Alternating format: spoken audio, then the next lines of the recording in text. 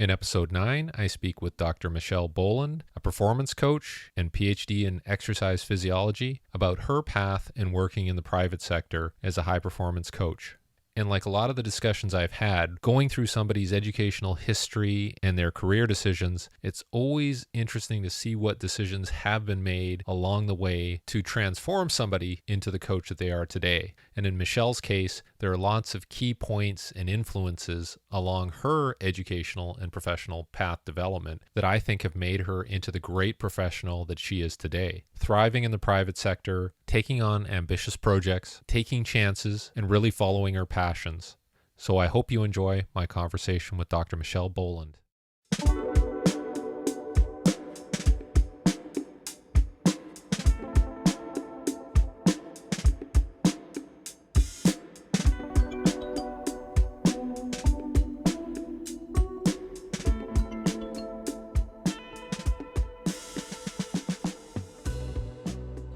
All right, Michelle Boland, how are you doing? Haven't seen you for a while. Haven't seen anybody in person for a while. But that's just the way it is. What are some things that you're doing right now? And can you tell everybody, whether it's mental state, geography, where you are, career, business, all of those things, what's happening right now for you? What's on your mind? Great question. So I think I just came inside from a long walk in the woods, and it's sunny and 50 degrees outside. So my mental state is doing fantastic right now. Awesome. But Awesome. um, so right now I own my own company, and I'm 100% independent. My company's name is Michelle Boland Training, and I am renting space from a local 12,000 square foot CrossFit facility, which is absolutely amazing. And I do one-on-one in-person training. And then I also do remote coaching and program writing for people who don't live, locally, which I live right outside the Boston, Massachusetts area. And then I also do like product development. So I kind of try to really think about what are some things that are needed in our industry and can help trainers with efficiency for programming, because I think programming seems to be the greatest struggle for people. So what kind of things can I do to kind of fill that gap for trainers and really support them? And one of those things is an exercise database that I have available, which gives you exercise links, video links, which you can embed in programming and kind of adapt to really any of your remote training programs. And you can also embed it in apps such as, Train Heroic and True Coach and things like that. And then I also teach an educational course that I run through my company called the Strategy Course. I have like a full online version. And then I also have like an in-person version for that as well. Yeah, somebody was mentioning your exercise database and said you did a really good job with it. And this is out, like, I'm in Vancouver, so obviously it's spreading out, and you're getting some interest in that. Tell me a little bit more about that and how you put it together and how you're distributing it. Yeah. So this came about like years ago, when I was still coaching in a Division 1 setting. And I just basically just started taping like hundreds of variations of exercises because I was writing a program, I remember, for a friend. And, I would go to YouTube and try to Google in an exercise that I wanted to put in their program, because there is a communication barrier of writing programs remotely or not having someone right in front of you, because you can't show them the technique that's involved in that. And I couldn't find pretty much any videos for the types of exercises that I wanted them to do. So I just kind of started filming on my own. I grew this list. I kept it organized. So I upload all the videos onto a platform, and I make sure they're unlisted so no one else can search for them. You can't have access to them without the link. And then it just became this huge document that I created with categories. And for me, it's like, there's of course there's like the traditional lifts in there, but then there's also like hundreds of variations of exercises that like you will not find anywhere else, like staggered stance deadlifts or staggered stance reverse walk, rainbow slams. Um, and then so I sold it as like a downloadable document that you can embed the links into your programming. And but I also there's some videos that involve tutorials. Like I talk about, a squat, what a squat should look like for people, like the main like movement patterns. But I also was very conscious of I don't want to take coaches' autonomy away from them and teach exercises maybe differently than other coaches do, because there's really nothing wrong if someone else teaches an exercise differently. So most of the exercises are like an archetype of what it should look like. And then you have the ability within your programming to cue things maybe a little bit differently.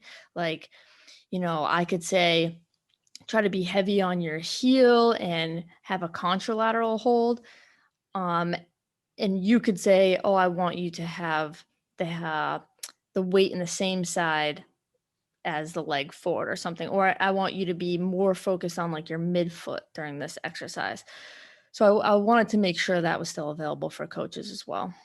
And you So can, yeah, sorry. it's and it sounds like it's evolved. And is it still evolving? Like, are you still adding and Yep, I came out with a much better and grander edition last summer now. And since the summer, I mean, I'm still going with this thing. And I am actually working right now to release the next edition, which is going to include huge categories of exercises that I didn't have before, such as like oscillatory isometrics, which is kind of like you drop weights, catch it, and create like stiffness really quickly, or you drop a weight, catch it really quickly to create stiffness and return from that position. There's all sorts of variations with that. And then I have another category called non-barbell Olympic lifts. So they're like staggered stance, kettlebell, propulsive steps that kind of mimic a hang clean position. And then I have a bunch of home exercises now that I think people have really enjoyed, and I've gotten a lot of good feedback on. So I hope to release that at like the end of the spring. yeah, and do you find like I kind of do the same thing with my programming. I've shot all my own stuff, and sometimes I kind of wonder like, oh, do I want to show like the perfect technique all the time, or do I want to show like degrees of, maybe it's like a young kid, like I get my kids to do stuff, Hmm. and it doesn't look perfect because obviously they don't have the strength requirements, but sometimes I like having that variability even with the same exercise to show like, well, this is what it could look like if you're really Hmm. good. This is what maybe an intermediate person. Have you thought a bit about those types of issues as well? Yeah, 100%. I have a lot of videos that may be the same exercise, but there's one subtle thing a little bit differently. So say I'm doing a split squat and I push my knee a little bit more forward on one variation more than the other. And I actually have found that a lot of my general population clients, um, if you're working with a fellow trainer, like you can have different conversations than you can with like a general pop client who sees maybe a kettlebell being held in a video, and I'll get like a text message saying, "Hey, I don't have any kettlebells." Like they don't they don't think, "Oh, I can hold a dumbbell too." So there's like very subtle changes that are super important for different types of clients that you're working with. Yeah, or like a jug of water or something like Yeah, that. Like exactly. you're improvise. Yeah, no, that's good. I like those, identifying those nuances and filling those gaps. Now, obviously, this is a bit of almost like a repository of your knowledge too. So where did you get that knowledge and how did you kind of start with all of this? Like how far back can you take me where you're like, well, when I was a kid, I was swinging a milk jug and that started it all. Like what can you take us back? Yeah, I mean, that's definitely true. Like, I feel like, of course, everything I do now is a accumulation of everything that's happened to me in my past. So when I grew up, I played like every sport imaginable. I think my dad was really great at being like, you are going to do everything. Like, I did a few months of karate, a few months of gymnastics. Soccer. I think my dad got me into a flag football league in Worcester, Massachusetts, and I was the first female, and he fought for it to get me in there. And I think now I appreciate that stuff a lot more because I was oblivious back then. But yeah, I pretty much did everything. It's very athletic. Pretty good at school. I think my older sister, I pretty much did whatever she did, and she was just took school very seriously and athletics. And then I went into high school on a scholarship, and then played 3 sports, loved it. And then I think you talked to me a little bit about turning points, and pretty much pulled like a typical female athlete move. And I tore my ACL my senior year of high school. And I attached to an athletic trainer we had, and she basically took me on as her project and taught me like everything and took rehab very seriously, taught me exercises. And we did stuff before I even had surgery. And I maybe caught on to that work ethic that she had and like the knowledge she was giving me, and really enjoyed the whole rehab process. And I think I was back on the field with less than like 6 months, which is pretty solid for an ACL. And then I went into my collegiate career, did I went into the nutrition degree program, and I thought I wanted to be a registered dietitian. And then I did 4 years of collegiate level soccer athletics, 2 years of basketball, and a year of track. I think I caught on to like long distance running. Like I really enjoyed that. But then after school, I worked for a hospital underneath a registered dietitian, and I was like, whoa. I do not want to do this. This sounds terrible. You're just serving everybody Jello. Is that? Yeah, yes, exactly. Sugar-free Jello, Oh. Derek. Sugar-free Jello. And it was very clinical based. So like we had to give people feeding tubes that weren't able to. Yeah, so it Wow. was for someone who's wants enjoys high level activity and exercise, and probably more towards the performance side. Yeah, that wasn't like a realm I was excited about. But would you say it was important that you did it? Yes, I Yeah. think it's just as important to know what you wanna do and know what you don't wanna do. And I think if like, my whole career, I feel like I've identified things pretty well of what I don't wanna do, and that's really pushed me forward more than anything else. Yeah. No, that's good. I'm glad you kind of brought that up because I think we've all done things where we're like, oh, geez, I don't know if I could do this for longer than a year or a Yeah. month, and it does motivate you, and you have to use those instances to kind of go, okay, let's retool it, and we could talk about that right now, what's happening with us now, but certainly Mhm. that was a significant moment in your career deciding, you know, activity, right? So Yeah, and that stuff is also important because you have to think about, and we were chatting about this a little bit before, of how can you like, you have amazing amount of options these days, right? And it's, do you want like your career to take over your life, or do you want to be very clear about what your life, oh, excuse me, what you want your life to be or your lifestyle to be? And then how can you make a career that feeds that and supports that? I think that's a big thing, and being able to discern those types of qualities with different career and job experiences can basically help you do that later on. yeah, that's a good point because I think a lot of people go into careers because like, oh, I'm going to make money, and then Yes. you're making money, but you hate your career, and you're like, well, I can't leave the money, but I'm not Yeah. ready to. I can't. I feel trapped, right? You're almost like trapped between those two things, right? I hate it, but I'm getting paid. So I think Mhm. that's a really good point. You have to almost think about what you want to do and then figure out the money later. Exactly, and then also too, like, 2 other points with that is people really have this desire for some reason in our field to work in, like, professional or, like, collegiate level athletics, and you don't get paid that much, like, and you work You work a lot. extremely long hours. Yeah, and travel to the point where, like, that becomes your life, like, you no longer really have choices outside of that. And it's like, is that something you want to do? And then also on the other side of that, like in the private setting, I see a lot of like if you want to make more money, you have to work more. So like there's a volume based income there. And that's also kind of dangerous to get into as well. Yeah. But like even you said with your sort of dietitian route, you almost have to encourage people to like try those things. Like, hey, if you don't believe me, do it for a couple of years, but have an exit strategy around that too, because Mhm. you may find like, oh my goodness, she was right. This is very limiting. I have no control. It's creating a lot of anxiety. So do you advise people about those types of things? Like, yeah, go and try it. I think you should experience it yourself. 100%. I think one of the biggest experiences for me was I did a year at a job that I was like miserable at and so unhappy. And I think that experience, I'm actually extremely thankful for that now because now I can say that's all the stuff that I like don't want to do.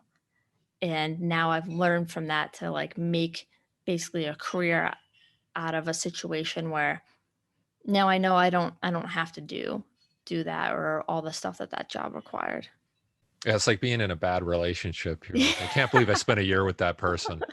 But now I know what I don't want to get entangled in, Exactly. right? Yeah, And yeah. hopefully it's like now all my other relationships moving forward will be better. Yes, Hopefully. yes. That's the idea, but some people don't get Don't that learn. far. They don't learn. Yeah. Yeah, So exactly. you kind of said, okay, dietitian. Did you ever think about like how do I get more into sports nutrition, or what was your next move? Yeah, I took like one class on sports nutrition and that was pretty much it. I think I was more in line with the physical components of athletics. And I had a good friend in high school who helped me train in the summers in college, and he went to Springfield College. Hmm. And I remember touring Springfield College, which is like Western Massachusetts area, in my undergrad. And I was like, yeah, I'm not going here. But because you know what's funny is like the signaling factor to me was like their gym at the time was like a room, literally a Uh, room. And now like when I went to go to my master's program, they had built this brand new recreation center that was like 3 stories high, and they had a varsity weight room, which was like where the strength and conditioning program was. That was like state of the art. And I was like, okay, all right, now I can kind of consider this place. that's great because a lot of the time people are like, oh yeah, Springfield College, like it's a place to be, right? And you're like, nah. Yeah. Yeah, so then I decided to go to get my strength and conditioning masters. And then it's funny because I actually left that program thinking that I did not want to be a strength and conditioning coach at all. Um, it was more because like, if you're in an environment, you know this quite well, Derek, and like the people who are there dictate your perception of what you're going to be or what that profession is. So, like, to no fault of the program, like, they're very well known for strength conditioning coaches in the collegiate setting and professional setting. But it is a very, like, I kind of took it as like a football kind of program where, I mean, our main sport was football there and a lot of like heavy barbell lifting and, um, like 52-week program writing, kind of yeah, I don't know, just like the NSCA textbook Yeah, yeah, basically. yeah, And yeah. there's nothing wrong with that, but it I didn't understand at the time that I can make something whatever I want it to be, and I can make myself be a coach the way I want to be instead of like what basically someone else is telling me to be. And we have this person in common here, but like Pat Davison was there during that time. Awesome. And like how crazy is that to be in like that situation? You know Pat pretty well, but he was a Yep. professor there. Yeah, yeah. And I got exposed to him pretty quickly where it's like I remember coming out of a class and he was walking down the hall and he's like, "Hey, Michelle." And he was like, "What are you doing right now?" And I was like, nothing really. He's like, "Come on." And like he like brought me to like the gym and he had like a group of students around him just on his free time and he was like going over like these exercise techniques and breathing activities because He was getting into like Posture Restoration Institute courses at the time, and he literally just loved to teach people stuff. And he basically, as you know, is extremely good at like implementing that information into a specific context. So he was like kind of like turning lifts with those kind of principles behind it. And then I got to like, the more I was exposed to him and the more time I spent with him, I was like, oh, wow, like I love this stuff. This is awesome. And this is way different from anything else I've learned. And I can see myself doing this. And it gave me kind of, it pushed me down a rabbit hole of like, oh, I can think a little bit differently and coach a little bit differently. Well, that's great. I wish I could have seen Pat as a university professor. That's like I wish if I had a time machine, there would be a couple of things I'd go back and see, and that would be one of them. Because right now, I just could not see him going back to that. Right, like even though it's Yeah. so necessary, like within academia, every university needs a Pat Davidson doing something. But yeah, right now I saw one of his recent posts. I'm like, oh, that's classic, right? But I just could not see him teaching that at a university without getting a notice at the end of the day. Yeah. Um, The dean of the department would probably not appreciate any of that stuff.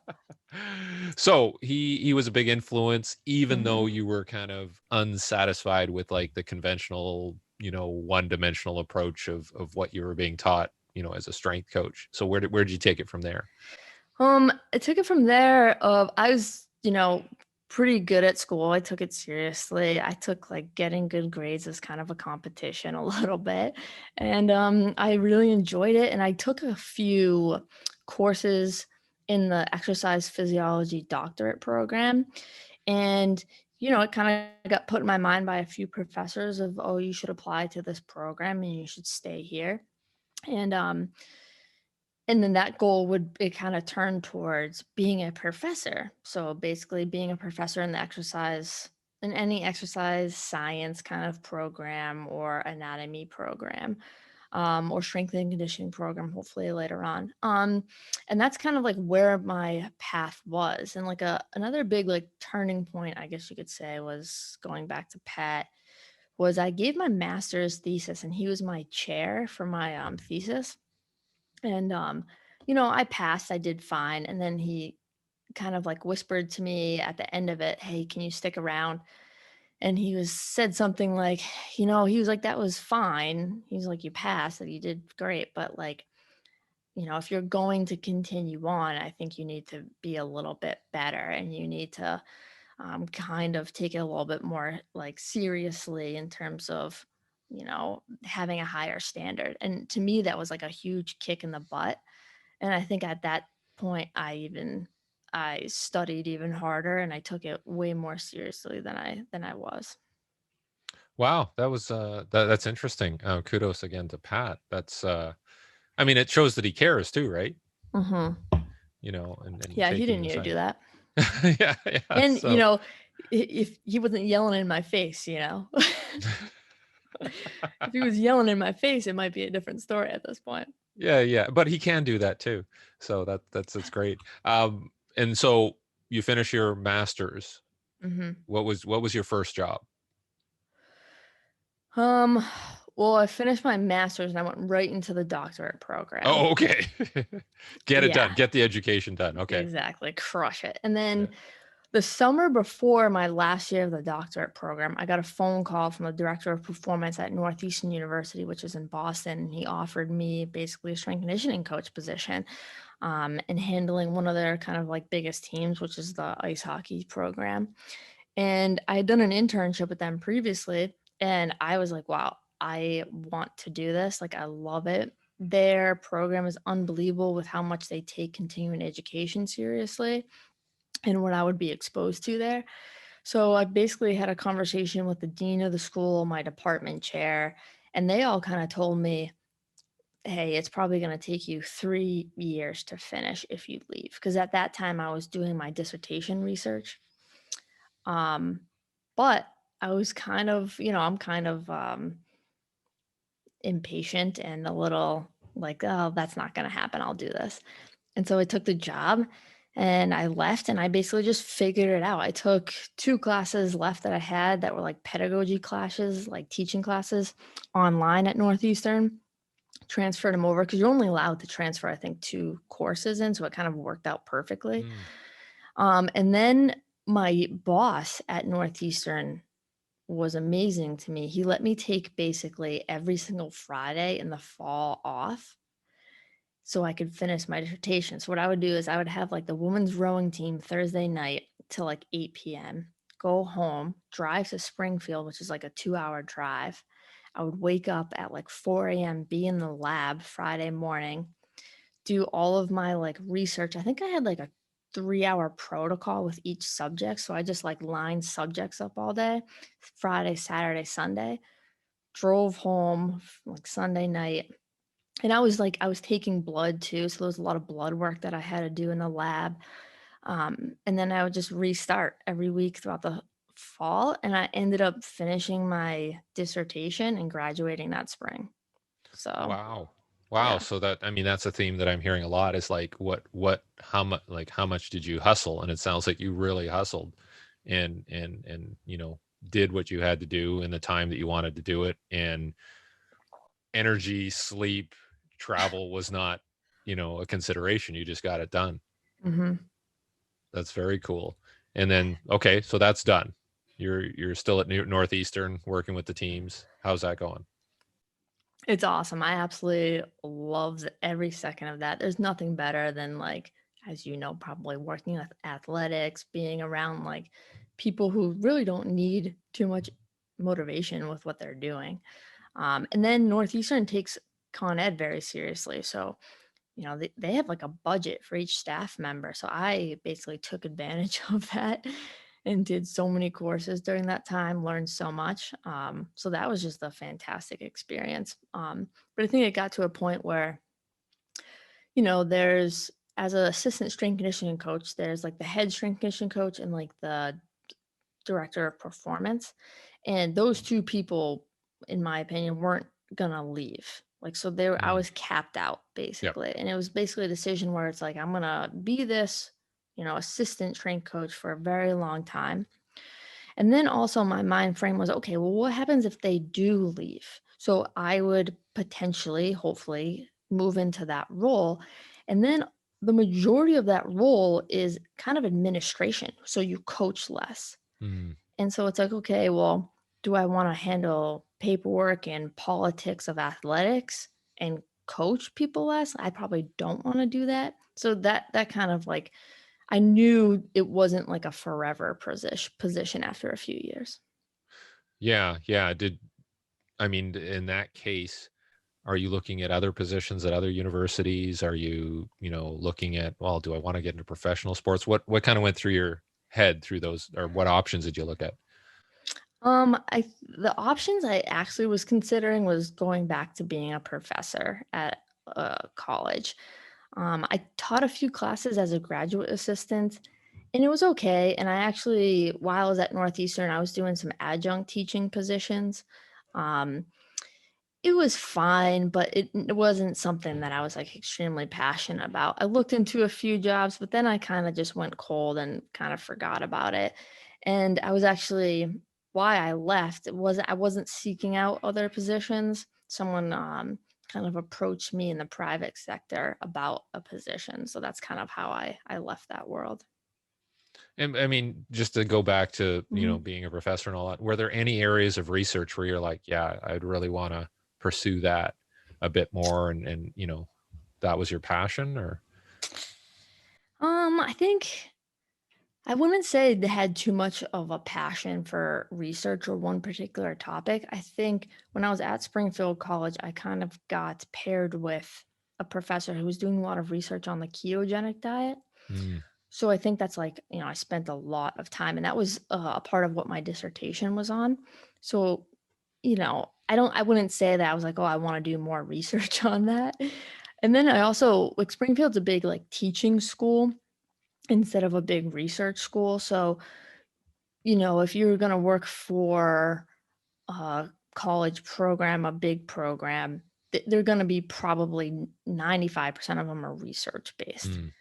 So I think I that was working against me probably in some aspects. Yeah. Yeah. No, I hear you. And you go from working and putting in all this time in a college setting, athletes around you, caught up in the schedules of travel, everything, and then you make this jump into private sector. How was that Mhm. different? Oh man, it was totally, totally, completely different. I had to change a lot about, and I think I failed pretty much like in the beginning because it was so different from what I was used to that of course you're gonna have this huge learning curve, right? And so a lot of it was purely one-on-one with general population clients that not looked at you as basically a service provider, but that's what you are. Like, you basically they're paying you to do they don't have to, right? They don't have to be there just like the athletes that I was working with. It was basically like, I never had to basically sell myself and, like, get clients in and sell them on a product and a service, and I think I was terrible at that. And then the gym I worked for, you could only charge one price for one 60-minute session. So that was a struggle too, because I think I'm pretty creative where I feel like I can offer different types of services.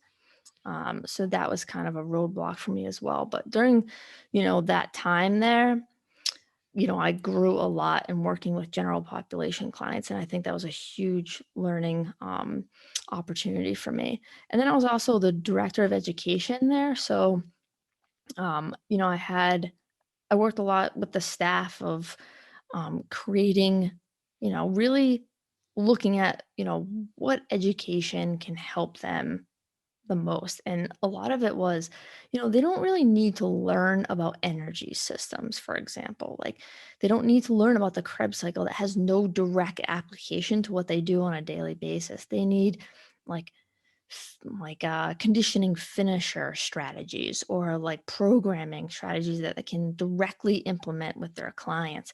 And that experience as well was great for me to learn how to really lay out educational programs and really dive deep on what's going to benefit coaches the most.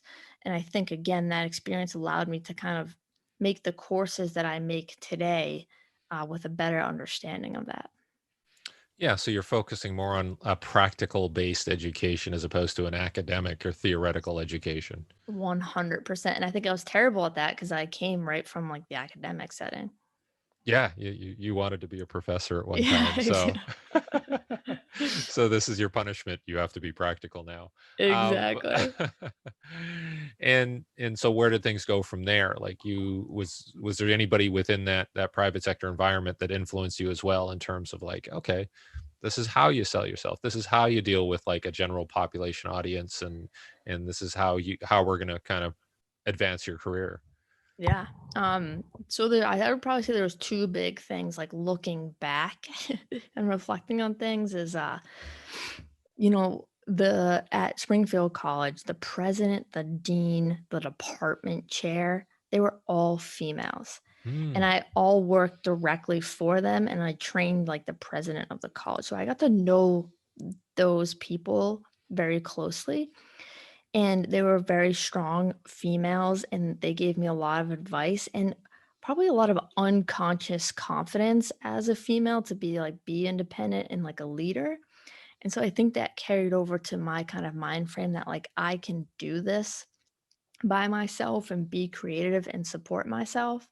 So that was probably one aspect of like, I knew I didn't want to work at that private training setting anymore. And I already kind of had my company because I already had started my exercise database. So I basically was like, I'm going to go all in and I know I can create something that's going to be sustainable and a great product and service.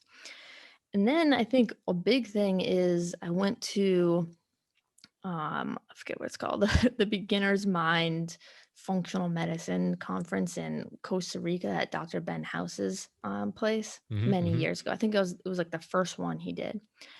And I remember like watching, a few presenters speak, and I was talking to Ben House, and I think I was like, wow, I could never do basically what they do. And he was like, wow, he's like, you're already doing it. And he's like, you always need to start before you think you're ready. And after hearing that and thinking about it, I remember I went home after that and I basically just started writing for people's blogs. I started posting on Instagram. I basically started opening my mouth, and I didn't think I was ready, but I was just like, I'm going to do it anyways. And then, I started practicing presenting and got into all that. And I think that really gave me the confidence to always say to myself, you're never going to be ready. You just do it anyways because you never know where it's going to lead you. And then also people like Kyle Dobbs too is also great with that, of like seeing, like having someone who basically always is like, you can make it whatever you want it to be, and like you can do it, kind of a thing. And watching him do it as well. Yeah, that's a really good point, and I'm glad you brought that up because I think a lot of people, like, you hear a lot of people, like, complain a lot, like, "Oh, that person's got a platform and they don't know as much as I do." Yeah, but they created the platform and they did it, Yeah, right? So that's a huge part of exactly. it. So I don't fault people for doing it. I fault the people who aren't doing it, even though they may have more degrees, more experience. But at some point, and I have this conversation with a lot of my friends and associates, is like, just go out and do it and fail, or succeed. And I think that's kind of the same message you got, is like, Mhm. just get out there, do it. Like, what's the worst that could happen? Yeah, absolutely. So it's good that you had those people telling you that, and just, and I think we all need those kind of people to just push us, like, push us into the pool and like, did they swim? They can always throw you a life jacket or something after, but Yeah.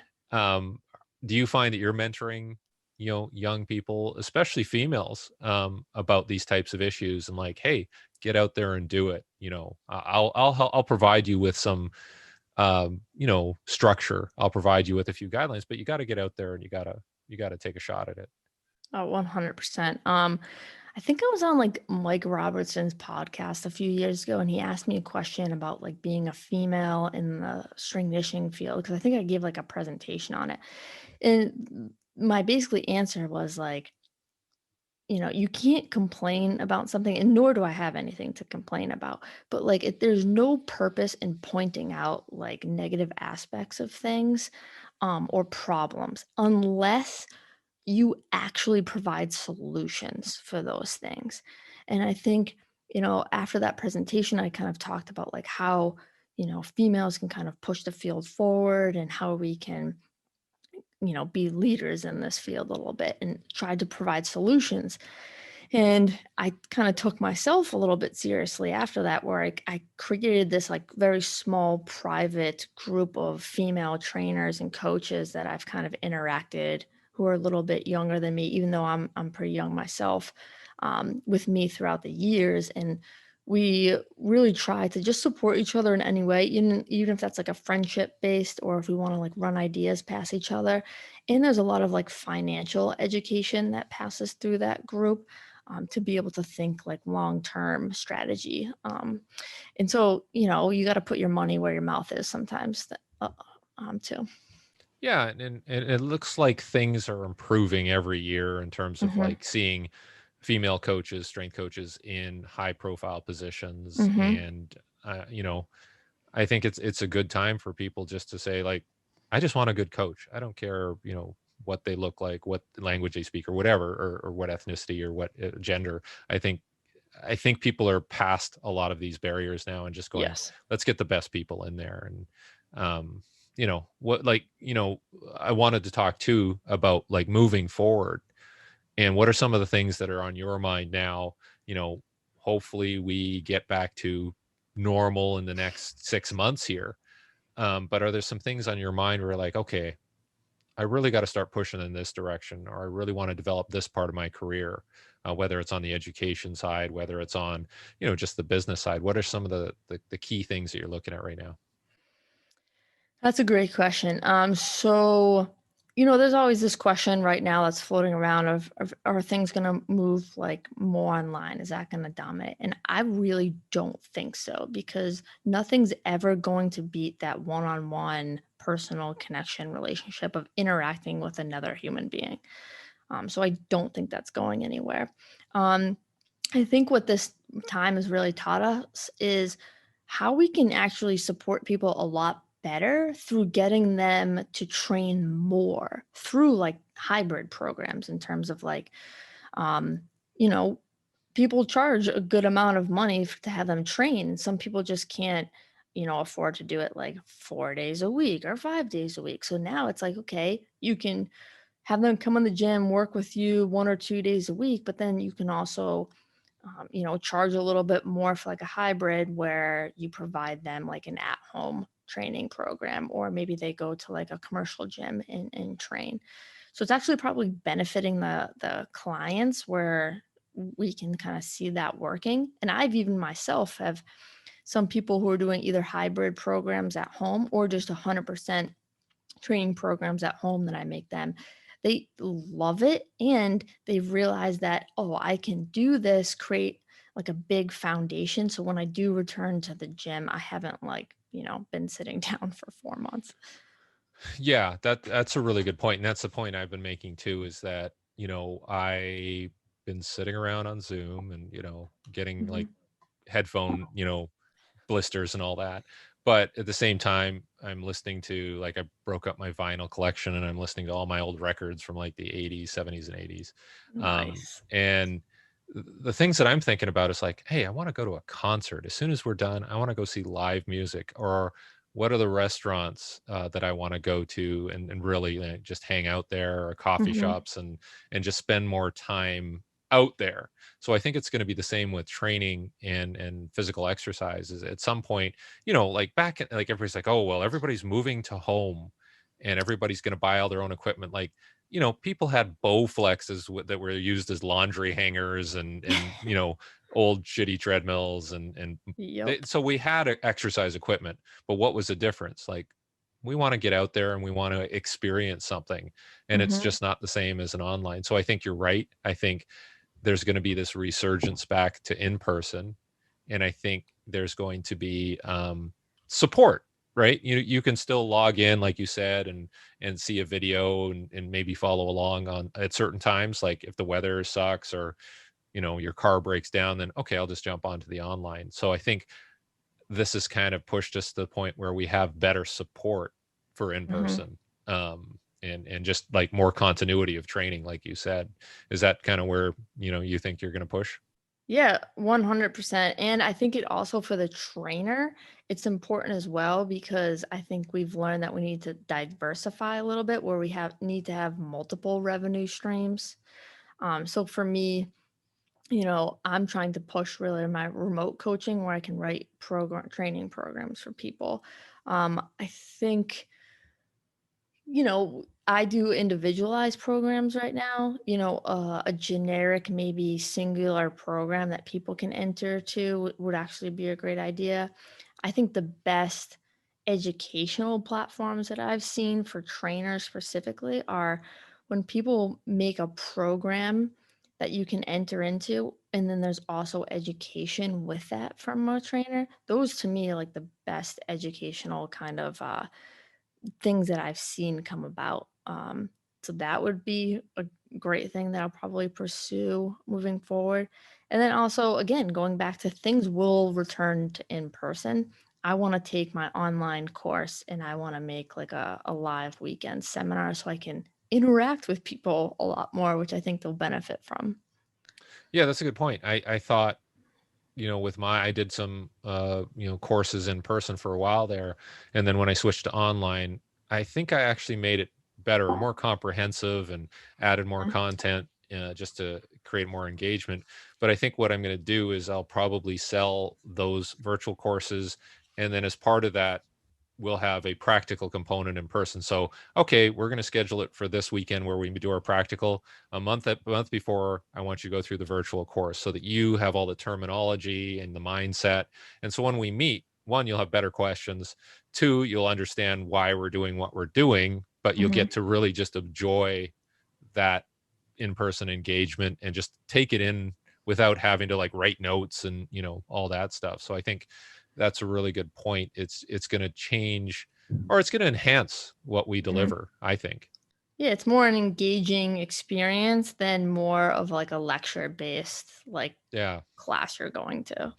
Yeah, because we all had to do that in college anyway. So No one liked it. yeah. Well, that's the funny thing is, you know, people like yourself, Pat, myself, we're all trying to, we all went through that, and we're thinking, how can I make this more engaging? How can I make it practical? How can, and then there's some kids that I help out that are going to university now. And they said, oh my goodness, the online teaching is horrible. Like it is just, somebody just sent out their PowerPoint slides and, hey, just look at my slides and then we're going to have an exam on it or do your readings. And so it's even worse. Like they haven't, you know, I guess in that environment, you don't have to have, you know, engagement, sales, marketing, communication skills and all those things. People just show up and you just like, it's like a factory of education. Yep. So I think, you know, I don't know how we can influence the, you know, the formal education side, but I'm hoping that starts to pick up as well. Because when my kids go to university, I want it to be a good experience. I want it to be, Yeah. you know, something they're like, yeah, I really enjoyed that course and the teaching was awesome. And That's the so, thing too. It's like, how do we define these things? Because I think like education is like the combination of like knowledge and application. It's like you learn how to use knowledge. And I think, you know, I have a nephew who's going through college right now and online, just like you said. And it's like, I think it's more just like information being thrown at you. And then it's your ability to basically just like memorize the information, put it in like an exam, where it's not.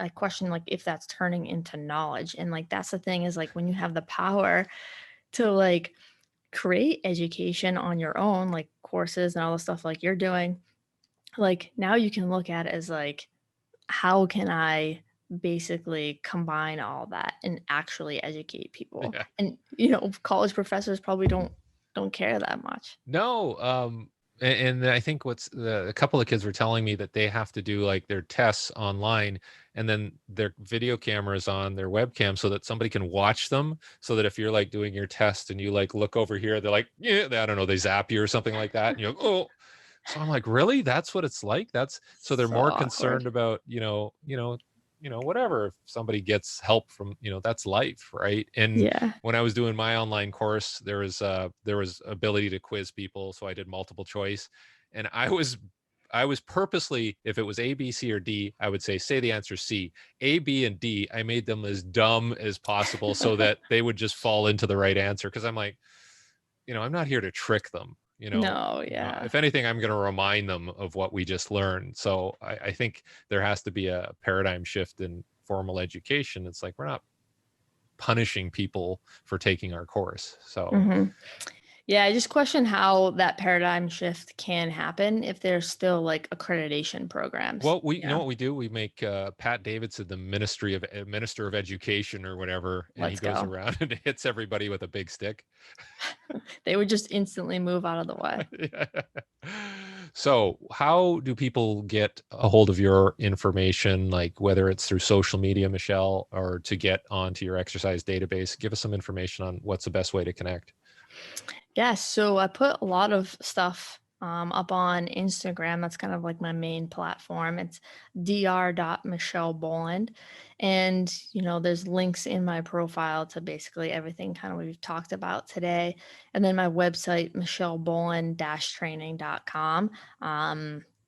Definitely will find my exercise database there and the link to it as well in my profile. So go right to those things if you want to learn more about that stuff. That's great. I'll put those in the notes for the talk here. And did you ever think that you would be relying on Instagram for income?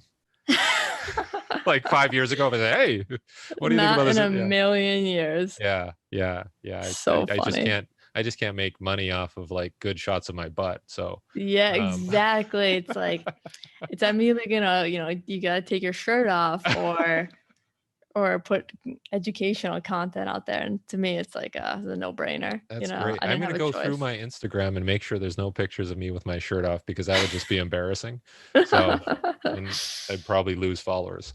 Well, thank you very much, Michelle. That was very educational. I think there were a lot of good, and I just like the path that you had, where whether it was like the dietitian experience, considering being a professor at the university level, and just how you kind of went through all that, and obviously necessary journeys to get Hmm. you to where you are now. And it really is heavily influenced, and there were a number of key people that influenced that as well.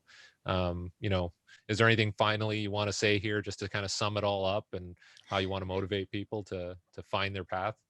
Honestly, it's actually nice to kind of talk about these things and go back, and it's almost like you're kind of expressing some sort of gratitude for like the people and experiences that you've had.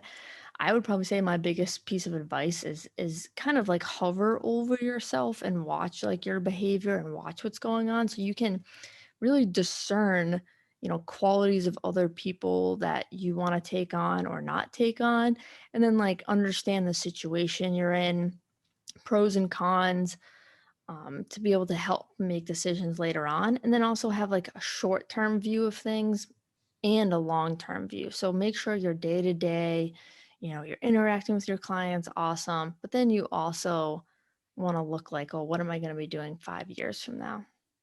Yeah, that's a good point. I think that short term view is really important, because I had somebody approach me who was a professional athlete. They're like, thinking of getting out of it, and I have this opportunity to go take this great job in Australia. Should I do it? I'm like, yeah, like that sounds like, you have a job set up for you. And I think his Hmm. girlfriend's doing her dentistry degree there. I'm like, yeah, what are you gonna, you're only going to benefit from that experience. So I think a Hmm. lot of people think, well, if I make this decision, I'm tied to it.